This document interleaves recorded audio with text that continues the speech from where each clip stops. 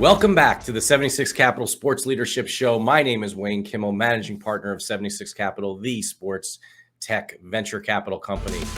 On this show, I interview top sports entrepreneurs, athletes, and executives all across the sports industry who are shaping and many times changing the game. Today, we're going to talk sports betting with Andrew Fabian, who is a successful entrepreneur, co-founder of Betcha Sports, and tech and gaming investment banker at Citibank. Andrew, welcome to the 76 Capital Sports Leadership Show. Thank you, Wayne. It's great to be with you. Well, I'm excited to have you on the show. You know, you've hosted panels that I've sat on. We've been to each other's, events and panels over the years. And it's really going to be exciting to hear, your thoughts and all the things that are happening and your view on all things that are happening across the gaming industry today. So let's jump right into it. At Citi, as an investment banker on the gaming and tech side of things, I mean, as we all know, this incredible convergence is occurring between tech and gaming and sports. And, I'd love to hear your thoughts and views on what's happening right now. Absolutely. Yeah, we see a massive opportunity occurring right now where the sports world is becoming more professionalized than ever. It's becoming a true industry unto itself. And because of gaming and other types of monetization streams for businesses that are addressing the space, they're also starting to connect with other areas that were traditionally considered siloed and away from sports or gaming. You're seeing areas like media. You're seeing free-to-play games that were typically off on their own, now becoming very much ingrained and integrated into the whole sports and really gaming space. And it's a really exciting approach that we have here at Citi in terms of looking at it holistically and not saying, oh, you're a real estate person, so you're going to cover a brick and mortar casino business, or you're an internet person, so you're going to cover an online free-to-play game. We look at it as a partnership across the group, and we look to cover businesses that are making moves in this space holistically. Well, let's talk about that a little bit. I mean, that must be, a change for you and the rest of the team at Citi to now kind of almost like cross over. And how is that playing out today? And is it working out well? And is it something that you think is sort of the wave of the future, and sports and gaming is really pushing this now? It's working out really phenomenally well for us. And we measure things by how well it works for the clients, and the level of engagement and excitement that we're hearing from the clients. And I think good examples of this are, I sit on the tech side of the house, but I'm regularly brought into conversations with the traditional operators like the Caesars, the MGMs and Tains to talk about what's happening in the online world, the convergences that we were just addressing. And at the same time, I'm regularly bringing partners who have covered those casino businesses for 15, 20, 25 years into conversations with massive technology companies, as well as next-gen tech companies that are hoping to bring disruptive products into the online gaming market to share perspectives of how this industry works, right? There's just because things are new and being broken doesn't mean that there aren't lessons learned from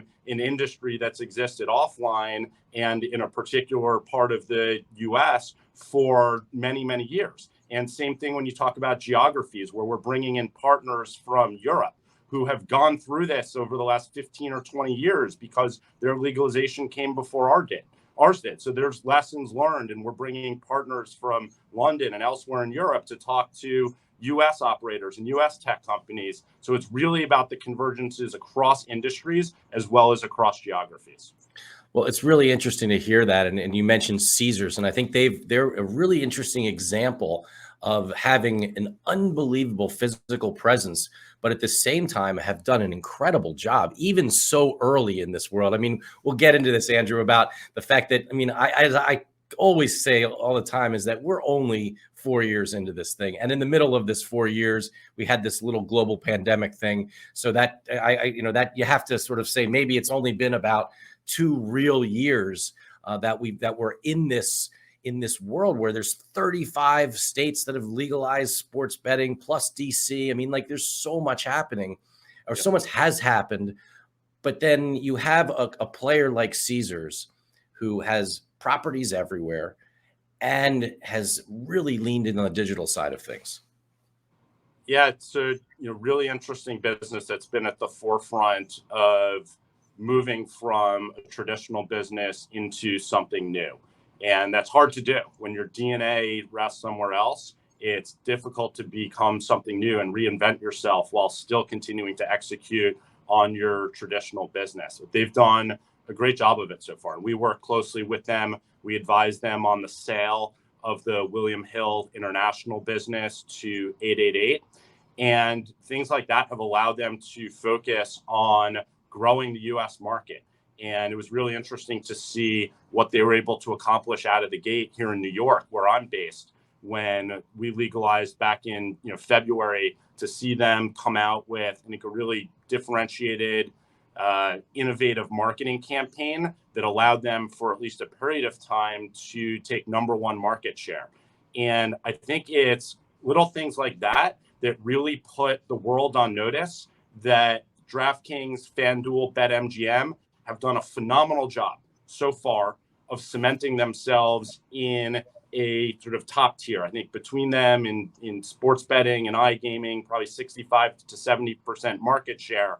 But as you're talking about, early innings, the race has just begun. Whatever metaphor you want to use, there is still ample opportunity, whether it's folks like Caesars, who are incredibly well capitalized, know the space very well, or next gen names that people perhaps haven't even heard of yet, who, as we start looking at this, 2-3 years from now, could very well be sitting in or at the top of that top tier. So it's an exciting time, still a ton of miles in front of us. And whether it's the existing top tier, the kind of bubbling up second tier, or the folks who are just starting to bring things towards market, they're all sort of angling for a different way to try and grab what's going to be a really big pie. Well, I'd love your thoughts on what you just brought up. I mean, you're not only a successful investment banker, but at the same time, you're an entrepreneur, you're a visionary, you see kind of what's coming down the pike. And when you look at the gaming industry today, you mentioned there's maybe some players that haven't even reared their heads yet. We don't even know. We may know some that are potentially going to be there, but maybe others that we haven't even really thought about yet. So where do you see that all happening, and kind of these emerging names that are going to be coming into the industry? Definitely. What you're alluding to there is what I think of as a second wave. And I think there's multiple fronts to that second wave. I think that there's, on one part, going to be some really large, well-capitalized businesses that have been successful in other areas touching sports that are going to come into the space in a big way. Fanatics, who we work very closely with, is a great example. The made moves like bringing Matt King in, who's a best-in-class executive, to run their gaming business. Have also brought in some other great kind of working level guys and women. And you've seen them taking kind of a differentiated approach. Their business started in merchandise, have moved into collectibles. They win with rights, they win with a database, and they win with their brand.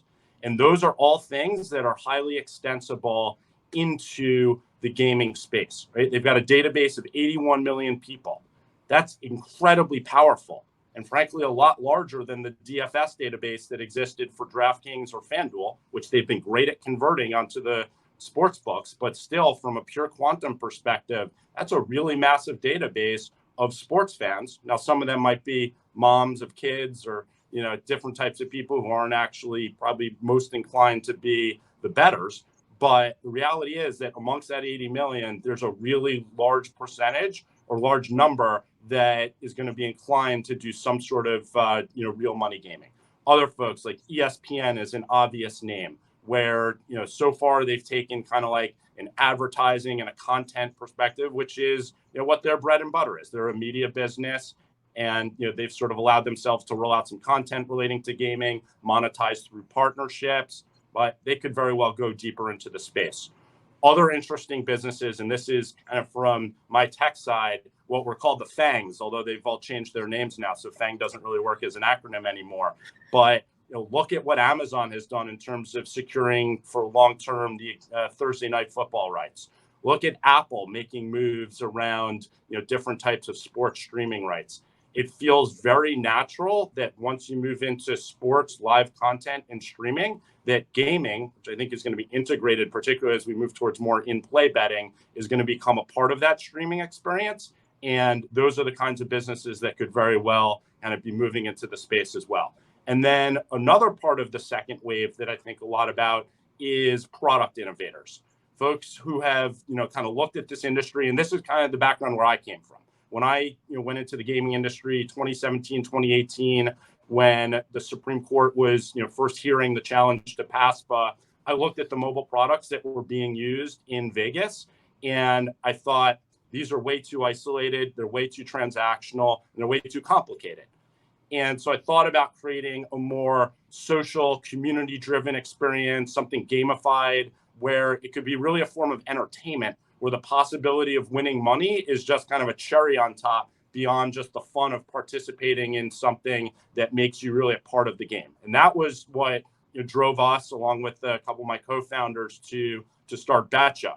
And when we sold that to Vivid Seats in December of last year, that created a great, even larger platform with a database, right? 15 million sports fans who buy tickets from Vivid Seats now have the opportunity to come and experience the Betcha gaming on the same exact platform as where they can buy tickets. So those are the kinds of convergences we think are going to happen. And so as I look at other product innovators, we look at companies like Underdog that just raised a really interesting round from BlackRock and others yesterday.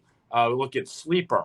Both of those names kind of connote the fact that they're coming from somewhere different, and we think there's a lot to that. I think they've created Sleeper with the season-long free-to-play fantasy has built up a great database. They've got a best-in-class user experience. And if they execute right, we think that's something they can bring to the sports book and ultimately iGaming side and become real players in the space. Yeah, I mean, I love this conversation, and we certainly are coming from the same place as we look at what's next, and you really think about it. And one of the things, and I'd love to get your thoughts. I look at kind of today's apps that are out there, right? And I call them 1.0, and I analogize it to the internet. When Amazon first came out, Amazon was a good e-commerce site, but it didn't really know much about you, right? When I open up my, say FanDuel app, and you open up your FanDuel app, it shouldn't look the same. I'm a big Philly fan. You're based in New York. Who are your teams? It should come up, right? I mean, that's what should show first. Just like it knows that I need to reorder some razors or deodorant or whatever it is that Amazon presents that to you. I think that's where we're going to get there, but we're not there yet. Would you agree with that? I absolutely agree with that. I think from the product side, we are just scratching the surface of what the user experience is going to be. And I think it's not just important for today's users to have a better experience brought to them by the existing operators or by new ones coming into the market. It's also important, as we think about it from an industry perspective, to grow the pie. Right? Almost 85% of Americans self-identify as sports fans. A relatively minuscule percentage of those are actually betting on sports right now. And part of that is because of the experience. It's not something that's inviting to the mass market fan. So as experiences are brought to bear that are more tailored, more catering to a casual fan, to your prior experience on the app, as you're talking about, right? They know what you like, both from data on the platform as well as to the extent it's allowable and permissible, data that exists about you elsewhere, then they can create a more curated experience. And that flows into the whole convergence that we talked about, right? Because if you're bringing the media and the gaming together, then they know from the media side, what games you like, right? What games you've watched, and can leverage that data, what players you were particularly focused on. When it comes to someone like Fanatics, what jerseys did you buy? And so being able to leverage that data to say, hey, you might really like this prop about, this player, is LeBron going to score more than 22 and a half tonight because that person just bought a LeBron jersey. That's not creepy advertising. That's creating something that is really a genuinely improved user experience that's going to create a more holistic, fun entertainment experience for the fan, and create better sports platforms that can be better businesses with more profits. So with all this being said, how important is technology moving forward to really enable the operators to be able to do all these amazing things that we're talking about here? I think technology is mission critical on a number of fronts. You have some great companies like GeoComply that are sort of on the back end of technology. It's something that the sports gaming user doesn't know that they exist, but they're providing a incredibly important function in terms of making sure that users are in a legal sort of geographic spot at the moment that they're placing each and every bet. And then on the other side, more of the consumer facing side, technology, particularly mobile tech, that takes into account, like you were talking about with Amazon, improving the user experience, making it more seamless, making it more understandable, making it more fun.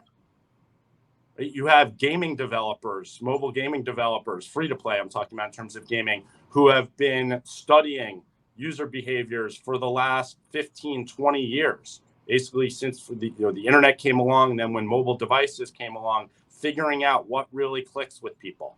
And as this industry, the real money gaming industry, has raced to sort of get the tent poles up, there has not yet been that focus on how to create truly best-in-class user experiences, and that is what's coming next.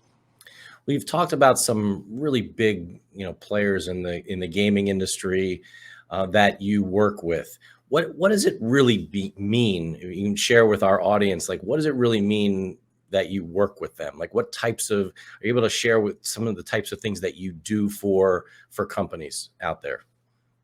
Absolutely. So the main functions that we provide are advice on things like mergers and acquisitions and raising capital, and then also financing around those different types of transactions. So on the capital raising side, it's everything from private capital raises, and we just brought in a team led by a gentleman named John Colmer, who's best in class in the space and doing private capital raises. He was previously at JP Morgan, who is now spearheading our private capital effort. And in today's market, that's more important than ever. We've gone from an incredibly robust, record-breaking IPO market the last 2 years to an IPO market that is effectively shut right now. So you have companies needing to raise capital in different ways. Then you have public companies, particularly in gaming, who, because we're in the early innings, have not achieved profitability yet. And as a result of that, have negative cash flows. And that's to be expected when you're talking about getting a business and a new industry built up. Markets like California, Texas, Georgia haven't even really come online yet. So they need capital as well. And being able to provide different types of structures, whether it's from our balance sheet, doing direct financings, or bringing in the right capital partners to hopefully add strategic value beyond whatever check they're writing for the businesses that we're working with.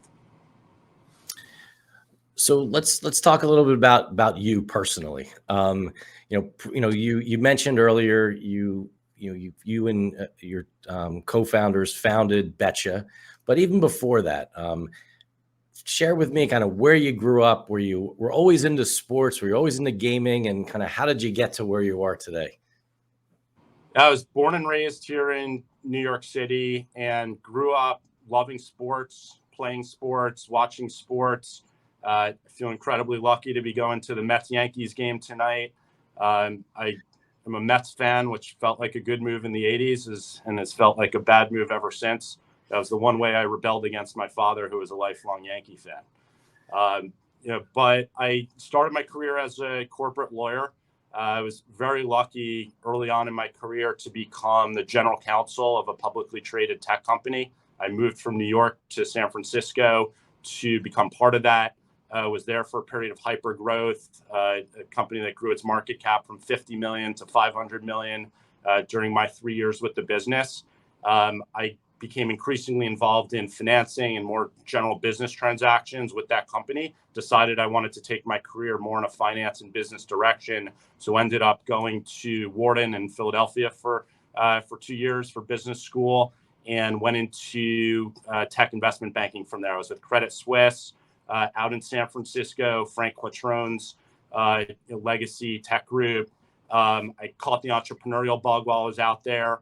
Started what was originally a competitive fitness app that we ended up pivoting into a sports fan engagement platform. We white labeled the technology. We worked with a number of sports teams and leagues like the New York Jets, Major League Baseball, UFC, doing things like fan fitness competitions. Could you keep up with your favorite Jet during training camp? They monetize it through partnerships with sponsors like the New Jersey Lottery. We ended up selling that business. And right around the timing of that was when I happened to be out in Vegas looking at some of those apps when I had read that the Supreme Court was hearing the case challenging PASPA. And that's how sort of the seeds of Betcha originally came to be. I was incredibly lucky to have two wonderful and highly technical co-founders who are both now senior executives at Vivid Seats, helping to run their basically gaming operation or division, along with another gentleman named Jason Shapiro, who we brought in to run that business, who's also now over at Vivid Seats. And it's really about being surrounded by the right people. And I was able to draw from prior experiences as well as having the right people on the bus and with relatively small sums of money. So we were fortunate. We only raised 4 million. We actually had opportunities to raise more, but we raised it from the right people. We raised it from Tech Corp Capital, Matt Davey, Benji Cherniak, Sean Hurley, people who really knew the industry and were able to give us value-added advice. And ultimately, the business reached a really interesting point at the end of last year where it could have gone and raised significantly more money and kind of gone it alone. But the view was that fantasy sports, which Betcha had gone to market with a real money DFS product, was probably a slowly melting ice cube, and that ultimately you were going to have to go into sports betting and iGaming in order to be a successful long-term business. And the view is that it was better to do that as part of something bigger. The right deal and the right partners came along with Vivid Seats, incredible business. They had just de-SPAC'd with Todd Bowley. And it was really, I think, one of those 1 + 1 equals 3 or even 300 situations where you now have an incredible ticketing platform with a really innovative gaming platform that they're able to snap into it, and excited to see what lies ahead for them. Well, you just touched on sort of my next question. Really, some of the, what has it been like when building businesses, working at Citi? Have there been certain role models or other people that have been very, helpful with you in your career? I mean, you mentioned Matt Davey, and I think we both, have, a lot of respect and admiration for him and what he's done and what he's doing right now, and then his whole team at Tech Corp, and really, really just a really great group of people, and have such experience. But Matt and others, who are some of the others that you've been able to sort of surround yourself with or learn from over the years to get to where you are today?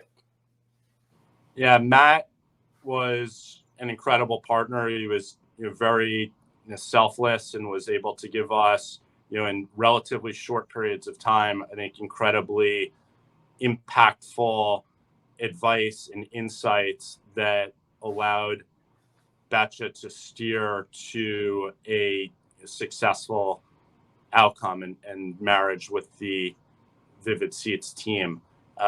Beyond that, I had a mentor at the law firm I started my career with, a gentleman named Mel Katz, who was, very much at the end of his career. He was Harvard Law School trained, had worked at the SEC, had been called the Dean of Corporate Law in New York for many years, had been practicing for 45 or 50 years when I started working with him.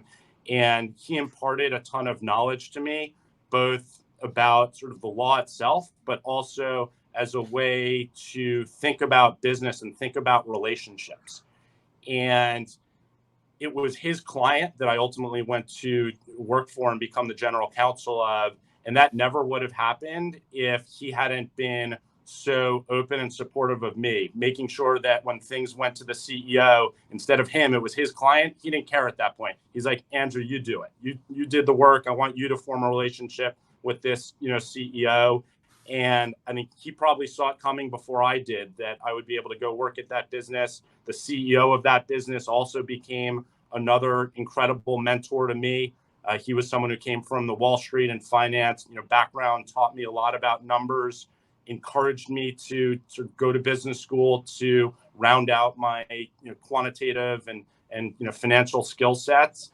And it sort of turned my career into a marathon, but it's one I've been really happy and joyful running every step of the way. And it's to now be where I am in terms of having had Betcha becomes part of something bigger, and now being able to impart advice through the Citi platform to the next generation of leaders in the space is a very fun thing for me, very rewarding and very gratifying. And I just wake up incredibly excited every day to, whether it's come to the office or the virtual office, to be doing what we're doing and to be able to interact with people like, you, Wayne. And I remember, first hearing about you when we were starting a business and, knowing that you were a luminary investing in really next generation differentiated, products. And then to be, I remember at G2E last year, sitting on a panel with you and being able to ask you questions and hear firsthand, what your views and where this industry was going. I mean, you had quotes, things you set up on that stage that I now put into books that we use to discuss the industry with clients with. So I feel very grateful and lucky in that respect. Well, appreciate that, Andrew. And again, I think that you've accomplished so much and are doing so many really important things across the industry today. Look, this is, as we start to wrap up our 76 Capital Sports Leadership Show here again, and really appreciate you being on the show, Andrew. I mean, this is such an interesting time right now. We started the conversation off that it's early in the game. I think it really is early in the game. I think we agree on that. But at the same and because of that, there's so much more that can be done. And there's so much opportunity for entrepreneurs, entrepreneurial thinking inside of larger companies, the opportunities to really just come with new types of things. So whether that's, and I want to ask, if you're starting to see this, like Web3 come to the world of gaming and augmented reality and other types of new tech. Do you see that happening? Very much so. I think companies like Sorare, Green Park Sports, that's largely been in stealth mode up until now, have been thinking about and building products for Web3 before anyone in the mainstream was even talking about Web3. And so while a lot of the products that they're going to launch is still very much on the come, and probably a lot of the infrastructure that will enable their products to be successful hasn't fully been built out or been launched yet, there is an entire ecosystem that's bubbling up. And those are just two of probably a much larger group of businesses that are going to be in an incredible position through sports and gaming to be part of this Web3 entertainment ecosystem that's going to be a massive industry. Well, I think we can go on for hours and talk about all the things that are coming down the pike. I think that it's really smart that you and your team at Citi have kind of brought the gaming and tech together because that is what we need. It is what the future is going to be all about. And again, just appreciate you taking your time. We've been really lucky to have Andrew Fabian, a successful entrepreneur and tech and gaming investment banker from Citi, on our 76 Capital Leadership Show. Andrew, thank you again for joining us, and look forward to seeing you hopefully very soon. Thank you very much, Wayne. See you around soon. Absolutely. And everyone, go out there and you know what you got to do. You got to just go out there and go make it happen. That's what it's all about. You heard that from Andrew. He's done that in his career. That's what entrepreneurs are going to be able to do today across the whole sports and gaming industry. And we at 76 Capital want to be there to support and help and make this industry something really incredibly special. So thanks everyone for joining our 76 Capital Sports Leadership Show today.